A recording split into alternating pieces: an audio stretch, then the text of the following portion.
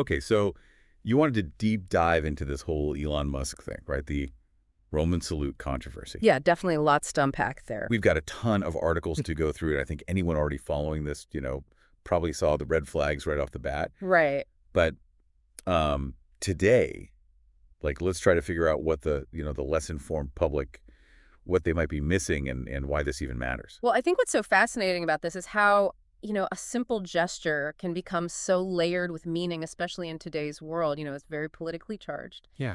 And we're not just talking about intent here, right? We're talking Yeah. about perception. We're talking about symbolism. We're talking about Yeah. the power of social media to shape narratives. Totally. And, everyone's seen the photos by now, arm extended, palm down.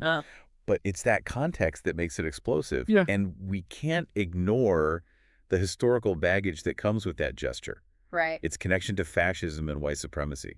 And that's where things get, really complex, because on the one hand, you have Musk's camp claiming that it was just a misunderstanding, Right. A nod to Roman antiquity, and given his, his known love for ancient Rome, some people might buy that.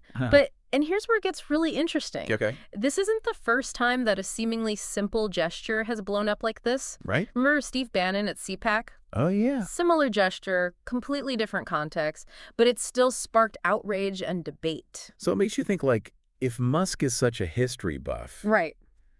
shouldn't he be even more careful? Exactly. The weight of that symbol. Why even go near it at all, especially at a politically charged event? Well, that raises a really important question, I think, about the responsibility of public figures. Yeah. Especially those with a platform as massive as Musk's. Right. Was this a careless mistake? Was it a deliberate provocation? Or even a calculated attempt to appeal to, certain segments of his audience? I mean, each possibility paints a very different picture. Yeah, for sure. And then there's the whole social media angle too, right? Oh, absolutely. These platforms don't just show us things.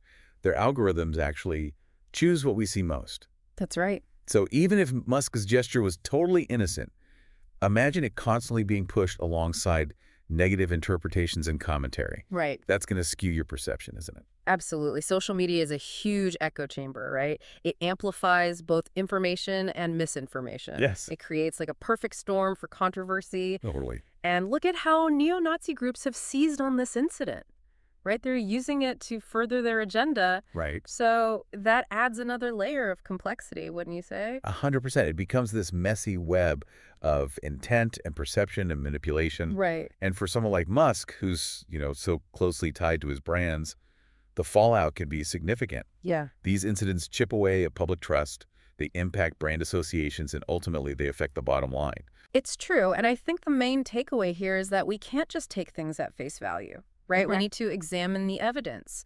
We need to consider different perspectives, and we need to be aware of our own biases. For sure. The articles you shared highlight both sides of the argument, Yeah. Those who see Musk's gesture as a clear sign of far-right leanings, and those who believe it's been blown out of proportion. Right. I think the truth, like always, is probably somewhere in between. Yeah, so what does this all mean for you, the listener? Right. We've gone from a simple gesture to a deep dive into symbolism, public image, the power of social media. Yeah. This wasn't just about figuring out if Elon Musk is a neo-Nazi, Oh. but it was about understanding the complex world. Mm. We live in a world where actions and interpretations and online narratives all collide. Exactly. And it leaves you with a very important question to ponder. How do we navigate this world of potentially controversial actions and interpretations? Right. How do we form informed opinions without falling prey to manipulation or groupthink? That's something for you to think about long after this deep dive ends. Absolutely. All right, thanks for listening, everybody. Thanks for having me. And we'll see you next time for another deep dive.